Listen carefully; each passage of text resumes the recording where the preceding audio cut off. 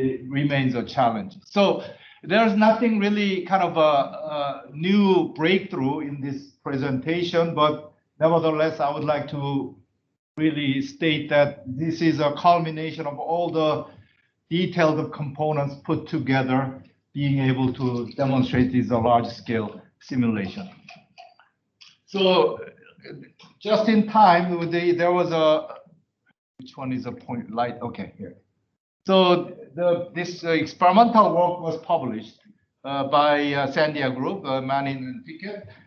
They actually did this interesting, the standard ECN spray D scenario with the empty and full sac scenario. As you can imagine, empty sac is more relevant at the start of the injection, but over time it can be more representative of a full sac scenario. So it is of fundamental interest to see what kind of differences can be can reveal. And in this particular work, this experimental work was not really corresponding to this image, but somehow by this delicate measurement of the geometry, nozzle deformation, they were able to retrieve actual sac pressure as shown in this curve. This was really great for simulation because these are really the details that are missing. So it's really difficult to match the condition. So we were actually using these data pressure profile as for our simulation. So the domain is simplified still. We are considering these whole geometry, but just to we have not done the needle lifting yet. That is a kind of next stage. But at least since we have the pressure profile, we will impose a pressure condition at the inlet, liquid inlet boundary, either full sac or empty sac scenario. And that serves as a good boundary condition. And these blue are the solid wall, and black is a far field boundary condition where we impose a constant pressure condition. And dodecane, which doesn't really matter. This is not a reacting condition, so it's only a physical property matters. This is a conversion nozzle, as you know about spray D. And then, the higher pressure is targeted because we want to make sure there's not much of a complex cavitation phenomena. Wall roughness is another important aspect, we think, and it needs to be addressed in the future. For now, it is just a smooth wall. And then mesh and all these numerical details, I will also further elaborate in the subsequent slides. Well, governing equations are general volume of fluid. We adapted this compressible interisoform as a baseline open form framework solving all these equations, especially the advection of the volume fraction, which is a key part of the VOF approach. So again, nothing unusual here. And then one of the important things is how do you capture these interface properties. And we adapted for some time this so-called the PLIC RDF approach, which in our opinion is the best of the both worlds without having to introduce additional level set to capture the surface. But this is still a reconstructed, fairly accurate surface so that it can actually quantitatively capture those surface phenomena without having to resort to the specific surface capturing method. It still comes at a cost, but I think it's a reasonable compromise. And I'm going to talk about a few nitty-gritty details of the fix we had to do. I guess this could be those who are actually working on this could be a kind of useful information, I thought. So one of the things is this compressibility treatment built into the original the compressible interisoform was lacking in this temperature term, and we found out this was important as compressibility becomes large. And in fact, we observed about 20% of the computational savings by fixing that equation. And the other solver part, again, nothing special. It's just we chose one of the best approaches built into the open form solvers, such as Pimple, and some kind of a flux limiter was used, and the implicit Euler time stepping. AMR and dynamic load balancing for such a large-scale simulation is very important, and we took great care to maximize the effectiveness of this approach. We learned a great deal from Hrvoje Jasak. He has his own foam extent. We learned from it. We are not using foam extent for a reason I'm going to elaborate.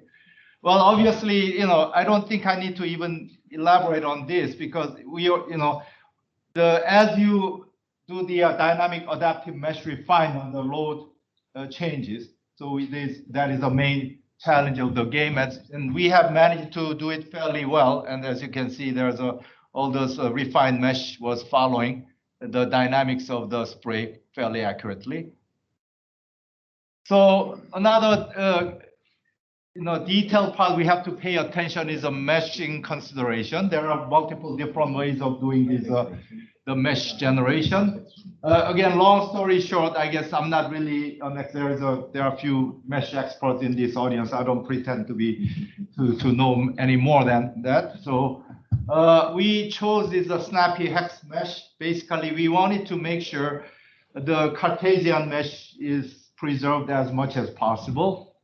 So that is going to be very critical, as it turns out, in accurate reconstruction of this surface interface behavior. And that also, these kind of split hexahedra near the solid boundaries can impact those behaviors, and especially the load balancing is impacted by that. So we have to combine this mesh generation along with this dynamic load balancing algorithm. As I said, we learned, we initially worked closely with the Jasak group, and then we try to use their version of the foam extent. Again, I don't mean to go through the whole details, but basically comparing the latest version of the OpenFOAM, the ESI OpenFOAM that we adapted eventually, compared to extent, there are pros and cons in terms of these load balancing characteristics. What is shown as a black versus gray, as a black is kind of a more advanced, desirable ones. Some of them don't matter. So basically, Alberto made these three main changes. So we were able to deal with this load balancing applied to split hexahedral cells, and that made it a lot more efficient. And also repartitioning has been improved to the level of the foam extent. So it basically, this is one drawback of the foam extent, where all this after AMR is applied at different levels, and then once some things are lost, you lose track of these original mother of the level. So that, and then gets partitioned into different cores that can create a problem. So we made sure we prevent that issues. And this was one of the parts that allowed us to improve the code performance in the overall AMR DLB approaches. And so those are kind of the gist of our correction. And this one was working pretty well. As you can see in this example, was a quite interesting liquid phenomena and water injection into these. So you can see the number of cell count drops out as some of these liquid is leaving the domain. And this one was found to be fairly robust and stable in terms of these load balancing steps. So as a general, this is the actual implementation. After all is said and done, we found out these are, oops, there was some font corruption. Load balancing really is a big overhead, but you cannot ignore it, because if you don't do it, then you end up stuck in a few cells forever. So it is important, despite the fact that there's about almost 10 times longer operation costs compared to regular iteration, but you have to impose it, and based on the threshold. So these are the, I don't know, there is a, yeah, so that's the color. So regular iteration is this, and then AMR step, there's an overhead, and load balance has an overhead. And then we impose like the 30% threshold, which is right there. And when that is exceeded, every like arbitrary times that we set up, typically like 4 times that we check the threshold. And if it's necessary, we apply this DLB step. Occasionally, we found in this particular example around this range, DLB couldn't handle that. The threshold was far exceeded. And in this case, well, the practical solution is that you just delay the DLB application, and over time, then the solution settles down, and this problem goes away. And over time, as you can see, after this time frame, and then the rest of the thing works normally. So each of these red dot is after one operation of the DLB, and then which is typically like a handful of a time step. So a lot of details here, but the gist is this is a very tedious work. I give a lot of credit to Alberto to make it work, to have this huge scale simulation in a reasonable time. So let's see the result now. So this is a full sack scenario. So what I'm going to demonstrate in the next few minutes is highlight the visual difference between full sack and empty sack scenario, and whether it is consistent with the experimental finding. So this is the first full sack scenario. As I said, the liquid is filled up in this whole space, but because of the needle lift, which we don't mimic, but we represent the needle lift by the reported pressure curve here. So there is a kind of negative pressure, which represents a needle lift, and we'll see how that impacts the fluid pattern. So this is at the exit of the burner. You kind of saw that there is a liquid phase retreated inside, and you will see more clearly in the next slide here. So once the simulation starts, there's a little bit of a disturbance, but the liquid level gets sucked in. This is the impact of the needle lift. You can see the corresponding sac pressure, and then things get pushed out. So there are a lot of these inertial disturbances creating those instabilities. And another thing I wanted to point out is that this is not just a flat velocity profile. The boundary layer on the surface develops, and that is primarily responsible for the creation of this surface instability, and that creates these patterns and the breakup, primary breakup behavior. So again, just a snapshot image once again. At the beginning, you have the free surface retreating and show some oscillation. And these inertial forces, we found it dominates over the surface tension that creates the initial breakup, the first primary breakup behavior. So I already said that the turbulent boundary layer developing along the wall inside of this liquid column is primarily responsible for this instability, and that is really critical in representing the physics behind it. So the question can also come up as a kind of flat velocity profile at the inlet. This applies rather to the empty sac scenario. In the full sac, we assume there is a flat surface, and if it's realistically somewhat disturbed at the beginning, that can further impact the disturbance pattern in the tip of the jet. Now let's go to the empty sac scenario. Similar situation, exactly the same pressure condition, except this part is empty, and we impose a pressure boundary condition as before, and this time the pressure condition is different according to the experimental data. And then you can appreciate the liquid is flowing in and starting some these perturbances, and there's a kind of a vortex being formed, and there's some bubble formation.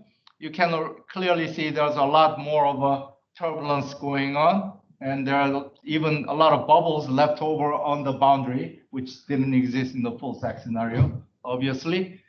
And so qualitatively, we can claim that all this complex internal initial behavior is responsible for overall slightly higher level of turbulence. But as I said before, so if you want to nail down individual snapshot images, you can kind of see the jet formation and vortex ring forming on this region. and over time, so you see that there is a bubble formed after the end effect of the vortex ring, which stays for a long time. So within our simulation, they didn't go away, but over time, they will eventually be expelled from the nozzle. But you can also appreciate all these wall bubble formation near the wall, which further contributes to the instability and primary breakup behavior. So this is a one point that the needle lift was not solved, and there's a wall roughness is missing, and all of those idealized assumption we attribute it to be contributing to relatively lower level of turbulence at the tip. So you can kind of see that there's not much of a bigger kind of a structure at the tip of the jet compared to the full sack scenario. So again, this is the side-by-side comparison at the comparable time unit. Again, the tip region gets quite different. But again, empty sac condition for that can change a lot by how you impose at the initial condition. And on top of that, you can also make the surface to be rough. And the needle shape also impact all this. So the point is, this delicate inside of the sac simulation can substantially contribute to the subsequent fate of the jet disturbance and the breakup phenomena. So these are the animation comparisons side by side. It's not clear to see. We haven't done quantitative analysis to quantify the metric for comparison, but visual image, you can highlight this portion especially. You can clearly see those due to the presence of the bubble on the wall, these the disturbance and instability development is advanced for the empty sac scenario, as you can imagine, and that subsequently contribute to the overall higher level of the instabilities.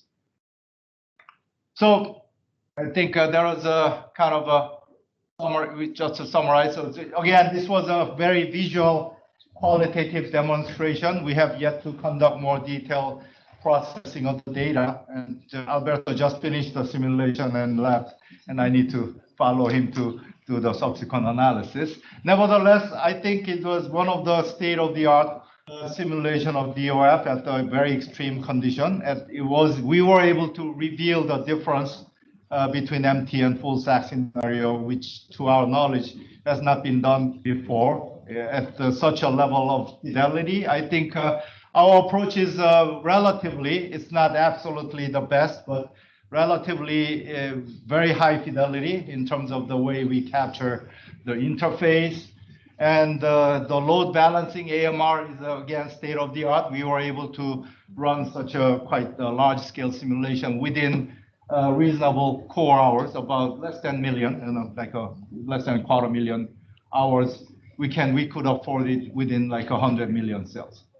A lot of details were revealed. Again, we need to take further investigation of what it implies and what are the parametric dependence on those subsequent formations. So a lot more work to be done, and we want to engage the wall roughness, and then we want to be able to have this moving needle, and those are gonna be all in the future work. So with that, I would like to conclude my talk. Thank you very much. Be happy to answer your question.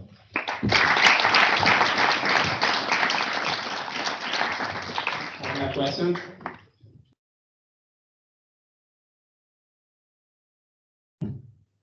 One? Yeah, okay. So Tommaso Occhi. So thank you very much for this presentation. Very amazing. Whenever I see the percap of a liquid jet, but then I think about my Lagrangian spray, and I'm wondering how to transfer this very important information to something which is a serious Lagrange. Yep. I can't agree more. Yeah, we're not gonna be able to do this in an engine simulation. Exactly. The idea is, I mean, this is a one-way coupling, or maybe even better, we want to have some reduced order model correlation to represent this empty full stack scenario, and that can be reflected in the Lagrangian breakup parameter. Yeah, that's the work to be done. And what you think in terms of what is the primary mechanism? Because there is, let's say, a party, let's say it's Kelvin Helmholtz, Rayleigh Taylor, another, let's say it's mainly turbulence, because all 99% use KHRT. But I don't know if KHRT is the reason for this kind of instability. Maybe it's more turbulent vortexes resulting from the velocity gradient at the outlet. So yeah, maybe that ends up being the case. So we might have to, that might demand us to revise the way we describe at least this type of high pressure diesel injector condition, which is still relevant in the modern, IC engines. So again, well, yeah, it is just a beginning. We definitely, that's the plan, to use this precious data to process it and come up with some meaningful reduced order model. Yeah. Any other questions? Yeah. Well, maybe I can ask. Thank you very much for the very nice presentation, very interesting results. I have a lot of curiosities. Okay, so maybe I lost this. The pressure in the sac at the beginning, how much was it? It was you have 500 bar in the injection pressure, and then in the chamber, the initial pressure was. So let me, sorry, I think that's 20. Yeah, it is 20. I think it is the 500 to 20. Let me go back. Yeah, that's the pressure. Well, so there is a corruption here. I'll have to go back a little more. Sorry. 20 bar. Yeah, 20 bar, right. So 500 to shooting into 20. So basically the back pressure here is a 20 bar, which will impact if it's empty sac, that'll be all the way here. But liquid surface pressure is given, and that determines the velocity as well. Okay, so when you mentioned that it is empty, it means that you have empty of liquid, but you have gas there. Here, this part, empty sac means that these holes are just avoid air at pressure 20 bar. Okay. Then the liquid will push it out. Okay, very interesting, because all these results more or less matches what we have seen in the experiments, but it's really hard to validate and to understand what is happening when we are measuring in the rate of injection machine. Yeah, this is what they did. The experimental, the Sandia group reported that. This motivated us to do it. I mean, they are reporting the difference between empty and full sac. Unfortunately, these two are not in the matching condition, so the comparison is not fair.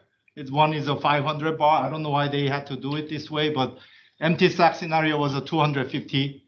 So they are not apples to apple comparison, but nevertheless, you kind of see a similar pattern. There is more of these the boundary disturbances compared to that, right? So things like that. This is what we wanted to capture. Yes, but and also the decrease in the pressure in the sac. It's also interesting to see this. The plot that you presented later, yes, this one, and also it's very well captured with the simulation.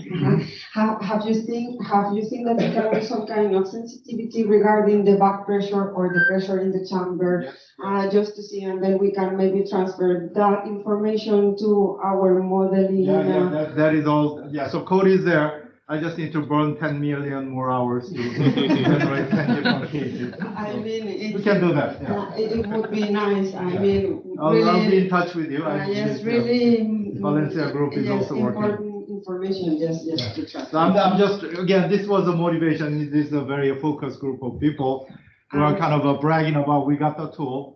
And let's work together, and we'll be happy to generate more data out of this. And maybe one last thing, if I sure. Maybe to test another field. Well, I know that this is the reference line, ECN, Dodecane, because everyone is working with this, but maybe with ammonia, because we don't know what is happening exactly in the sac, and it's really hard to do experiments with this. So maybe this could, but I would say that I have to be careful because that might need to incorporate some additional physics in the model to be able to reproduce it. We'll see. So again, I would be happy to work together. I have a new student who took over this, so we will be able to. Thank you. Generate data. So I'm open to your suggestion. If you got nice experimental data, we can share it, and I will simulate that, and we can do the nice collaborative study together.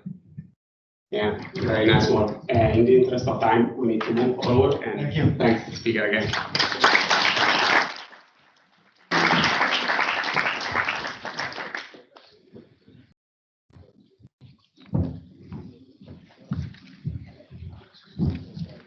I don't know if I have to introduce the host of this today event. Anyway, the title of the presentation is Combustion Models for Hydrogen and Ammonia Operating Under Premix and Diffuse Dual Fuel Combustion Models. Tommaso, thank you, Michele, for your introduction. Good morning, ladies and gentlemen. Before starting, I would like to acknowledge the co-authors of this work from my research group, Gianluca Del Rico, Lorenzo Sforza, Giovanni Gianetti, and PhD students Federico Ramognino, Alessandro Nodi, and Andrea Schiro. The simulation results has been validated with experimental data that has been provided by University of New South Wales and University of Minnesota. We know that advanced combustion systems together with alternative fuel represents a possible solution for the decarbonization of internal combustion engine in different applications, and in particular, ammonia and hydrogen represent zero carbon energy carriers whose potential for internal combustion engine is currently investigated for applications such as long-haul road or maritime transportation, off-road application and power generation. However, in some of these applications, conventional combustion system might not be fully suitable for ammonia and hydrogen, and for this reason, dual fuel combustion can represent an interesting solution to burn such fuel with a very high efficiency. So, what we can say is that the modeling of dual fuel combustion introduces new challenges related to the interaction between the different two fuels for what concerns kinetics, but also the mixing, and also the combustion models to be employed must be computational efficiency. In this work, we will present numerical modeling methodology and validation for two different dual fuel combustion modes. The first is hydrogen diesel direct injection combustion, so diffusive combustion of hydrogen, and then we have ammonia premix combustion with hydrogen pre-chamber ignition. In this case, we can speak more about a sort of premixed dual fuel combustion. Simulations were carried out using LibEyes, which is a set of libraries and solver for simulation of internal combustion engine, but also other propulsion systems based on the OpenPON technology and developed by the internal combustion engine group of Politecnico di Milano. We say that high pressure direct injection of hydrogen inside the cylinder could be a very promising way to burn hydrogen in compression ignition engine. In particular, this combustion system works that a diesel pilot injection auto-ignites and then ignites a hydrogen jet, which is injected inside the combustion chamber, and depending on the injection strategy, it can burn with the diffusion combustion, but also partially premixed or eventually even premixed combustion. This is investigated high pressure direct injection, or we will call it in this work H2DDI, hydrogen diesel direct injection combustion, because it has the best efficiency among all the hydrogen combustion systems investigated, highest power density, transient response, and also the layout of the turbocharger is similar to that of the original compression ignition engine.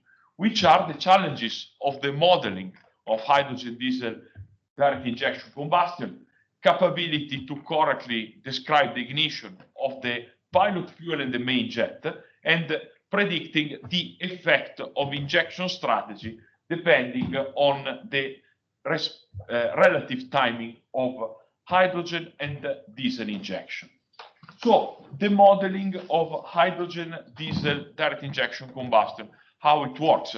Let's assume, and this is the current investigated technology, that normally the pilot fuel ignites before interacting with the main hydrogen jet.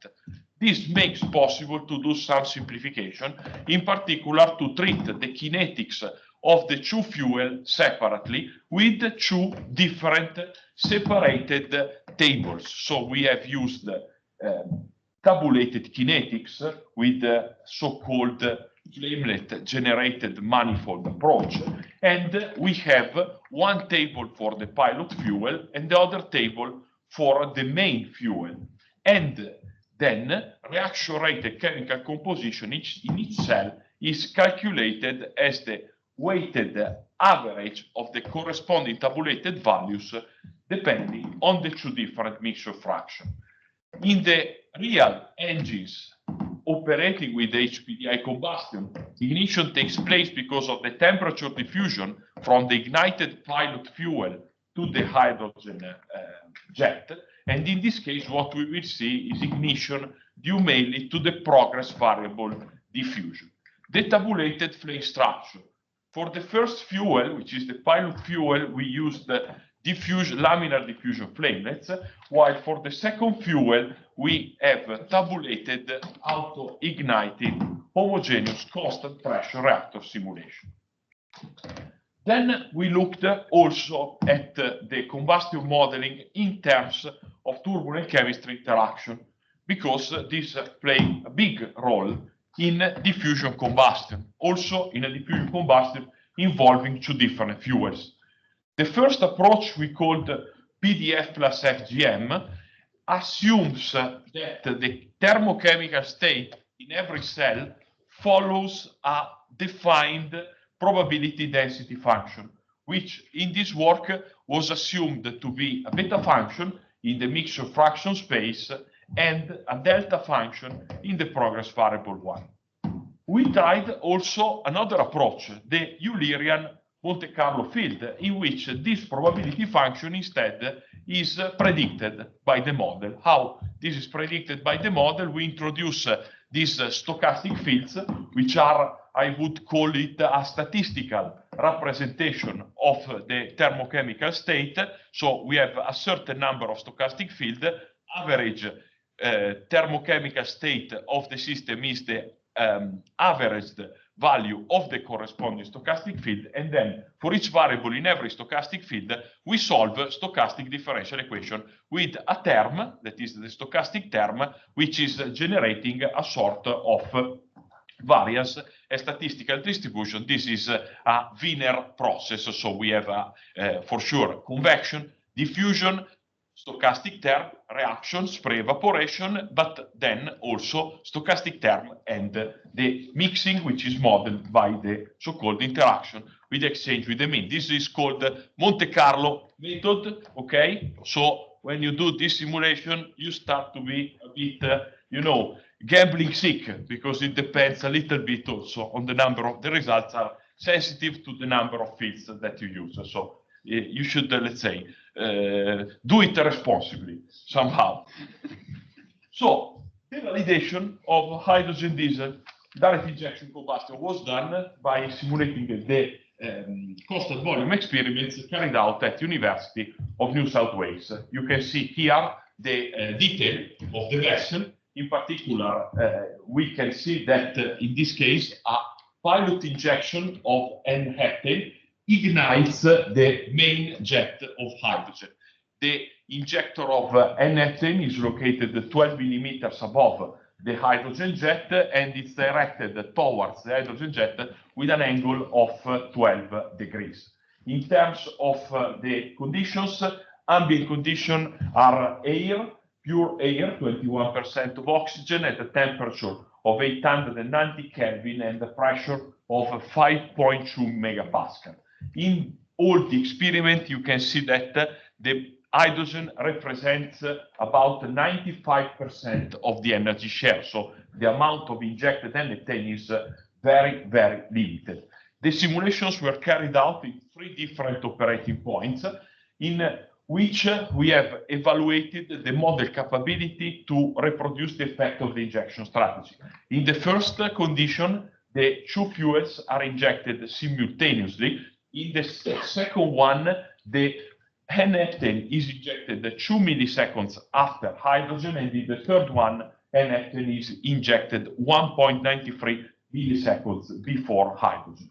Experimental and computed data are compared thanks to the combustion experimental analysis, which combines vessel pressure measurement, but also high-speed Schlieren that allows to track either the non-reacting and reacting boundary of the flame. Here we can see the computational mesh. We had to model the full domain because this is what the stochastic combustion model requires.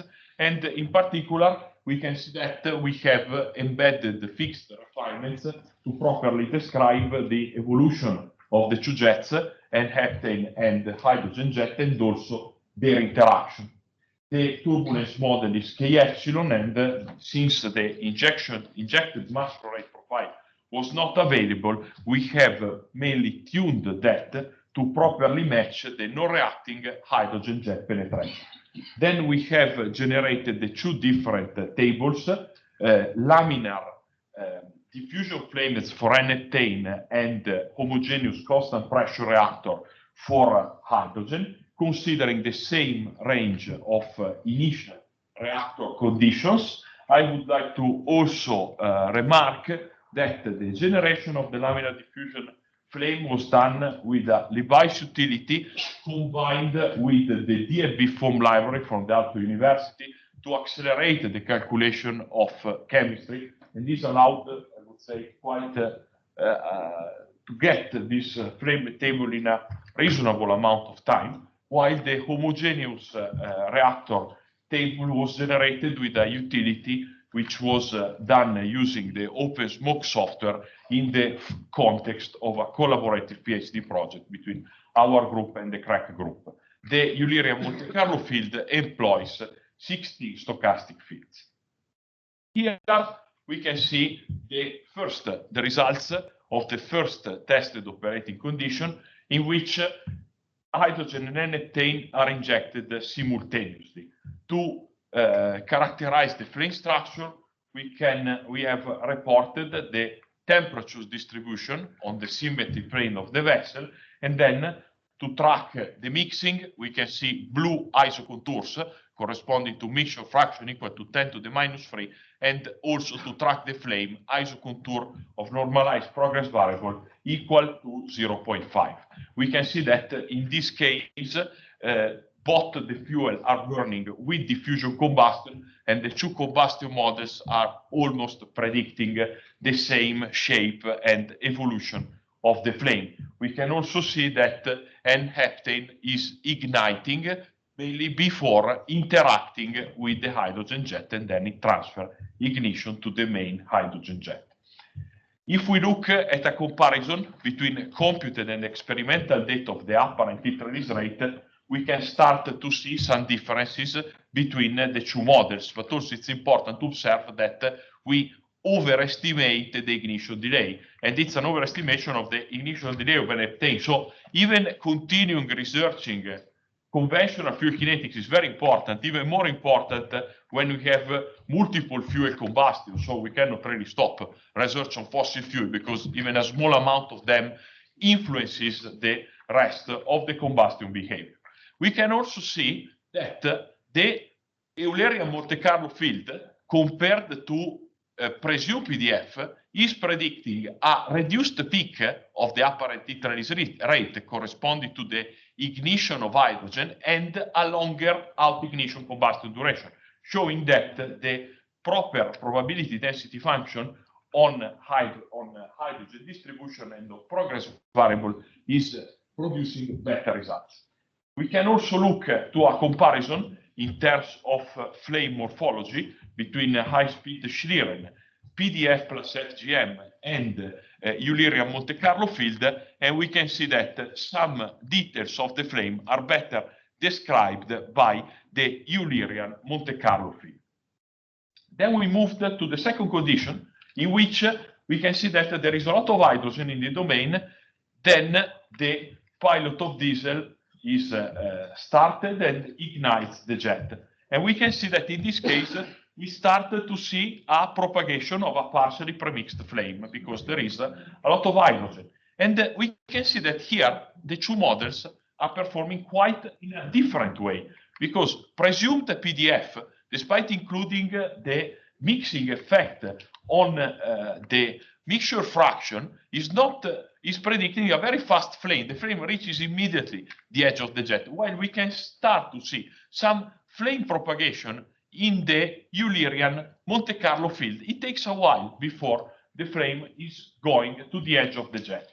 And this is reflected by two comparisons. Optical comparison, we can see after 3.1 milliseconds after the start of hydrogen injection, we can see that still the hydrogen flame hasn't reached the jet boundary, exactly as it happens in experiment, but also the comparison between computed and experimental data of apparent heat release rate shows again, and even more remarked, a reduced peak of apparent heat release rate for Eulerian Monte Carlo field and a longer combustion duration.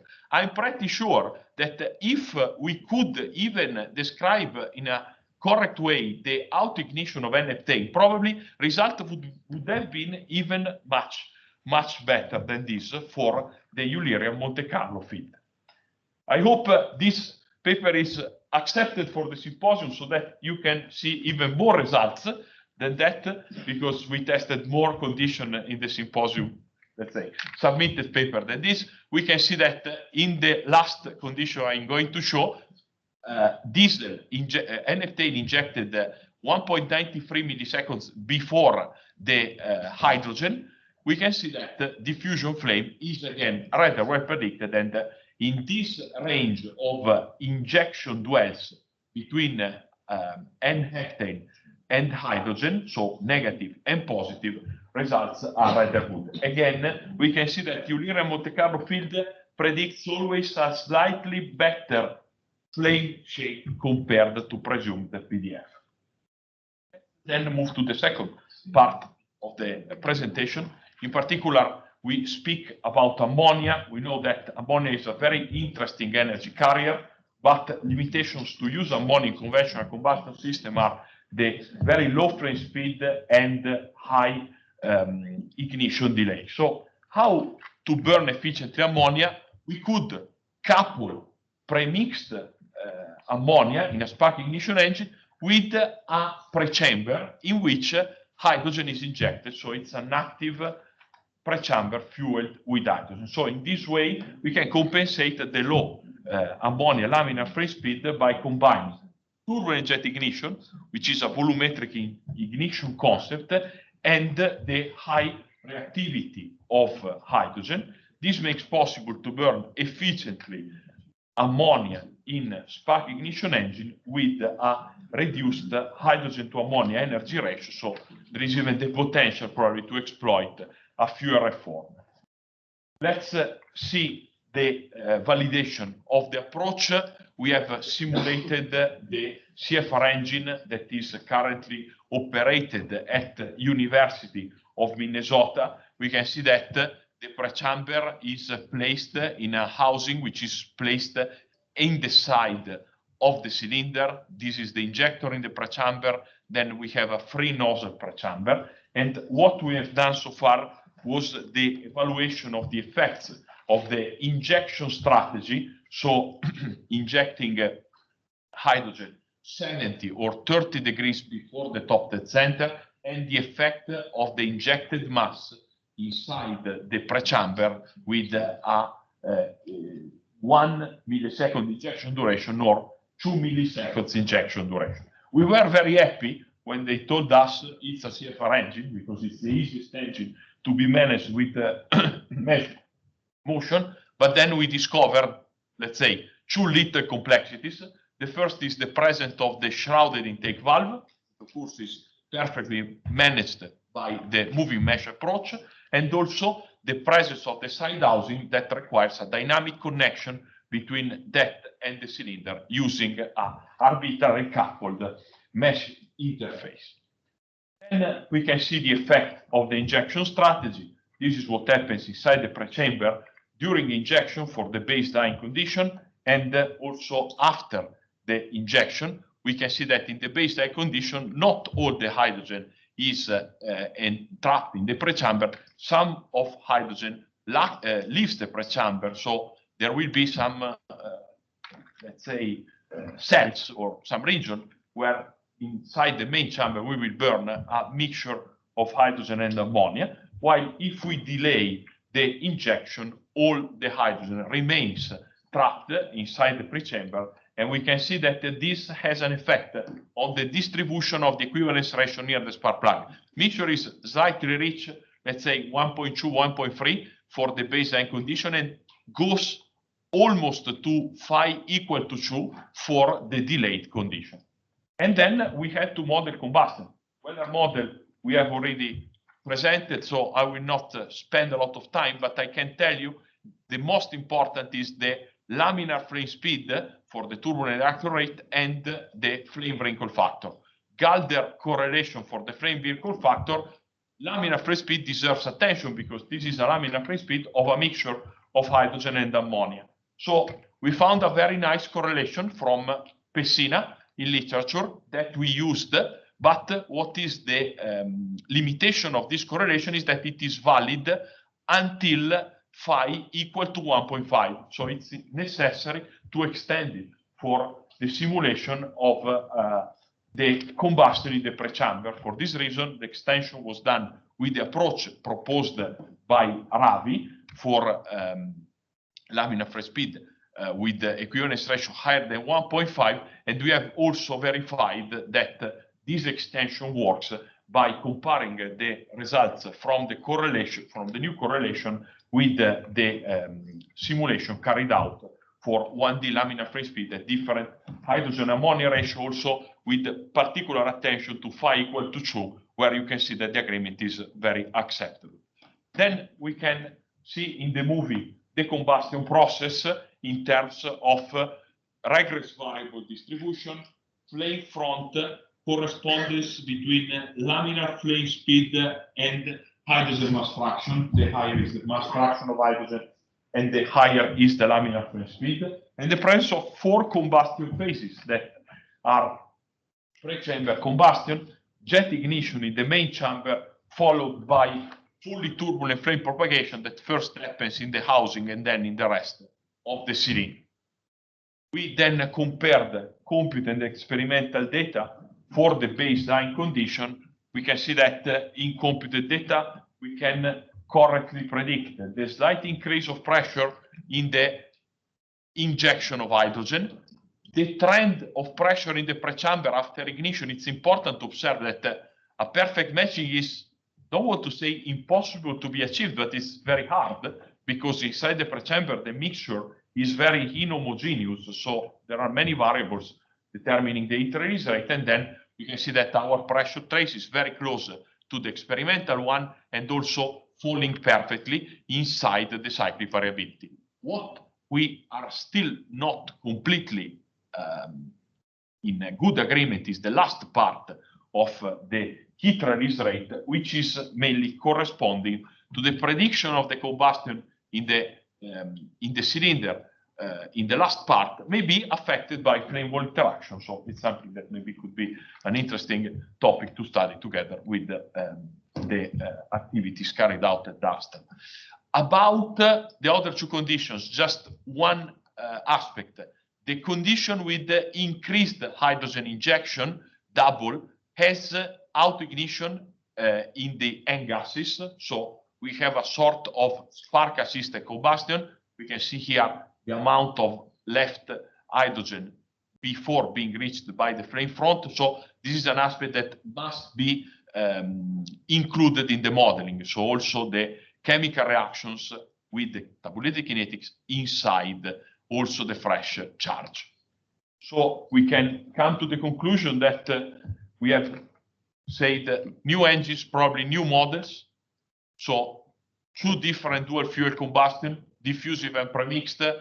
I can say we double the number of fuel, but the complexity increases definitely very much.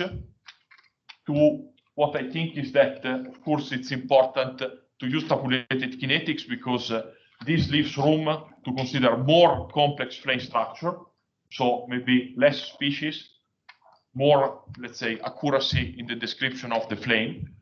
Turbulence chemistry interaction is essential, and we can see that in the hydrogen diesel direct injection combustion, but also in the ammonia hydrogen engine, and it's important to continue working on kinetics. PDF plus FGM is a good model for diffusion combustion mode. The Eulera Monte Carlo field is even more interesting, but requires still a lot of development to be completely adapted to engine simulation. And then I think that for the ammonia hydrogen engine, it's important now to move also to spark assisted combustion modeling. And with this, I thank you very much for your attention.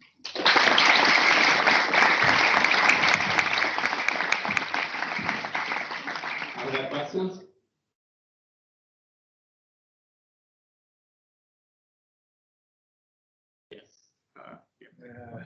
Very nice presentation, Tommaso.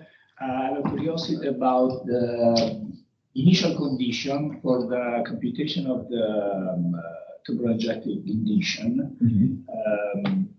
I see that at the beginning of the, yes, this one, the pressure chamber is empty with respect to injection fuel. So I was wondering if you are computing only one cycle, or this is the full cycle, but we did only one cycle starting from exhaust valve opening. So because in my experience with the pressure chamber, when you have the compression stroke, you are injecting inside the pressure chamber some ammonia. Yes. But this is taken into account. This is just the last part of the simulation. So we haven't shown the. This is just for combustion. You can see here in the injection simulation that there is after the injection. You can see that some fuel, for example, in this movie, some ammonia is coming back. Yeah. So this is, let's say, consistently considered. There's also exhaust gas circulation. Yeah.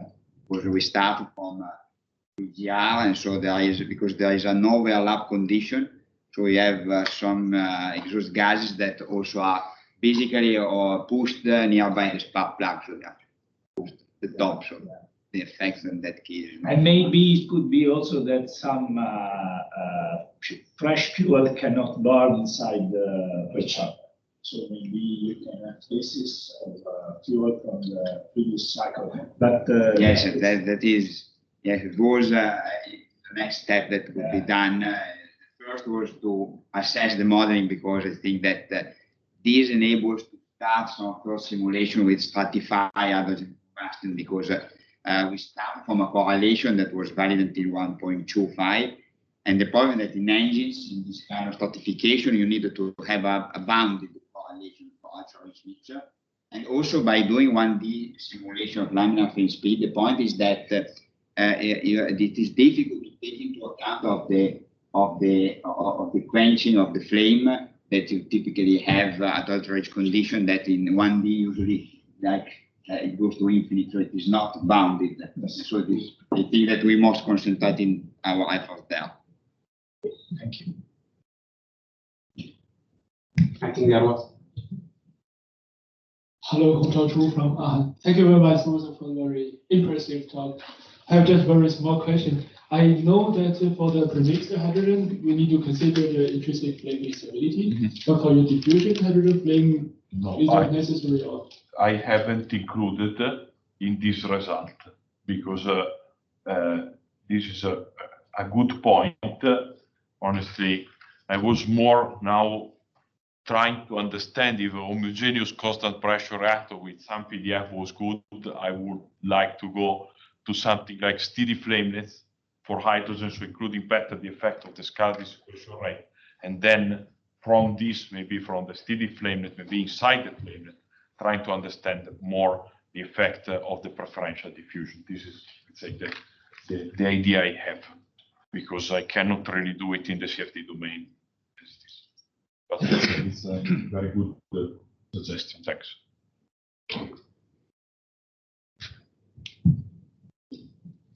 Okay. One more. Then maybe we. Okay. So regarding the overall prediction of your ignition with the model compared to experiment, if that happens to be a consistent trend, can I just make a speculation that this is an essential nature of this ignition? I mean, you only need one random hotspot to trigger it, but the general statistical description in a PDF tends to kind of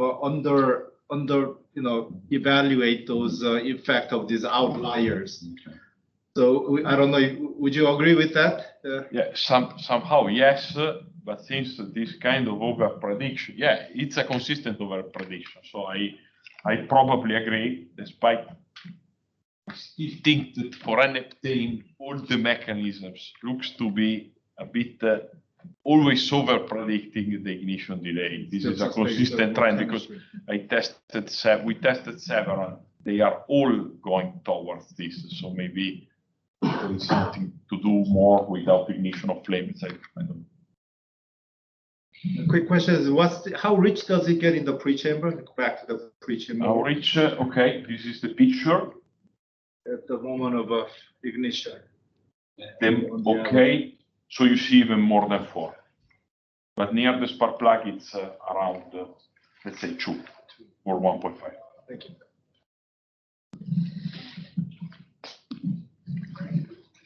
Okay, I think we can close the session here. Thank you very much.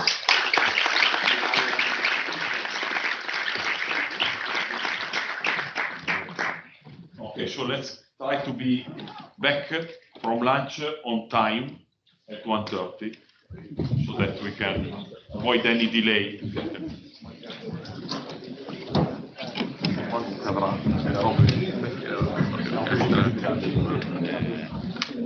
Vicino così fa il fischiettino. Ok.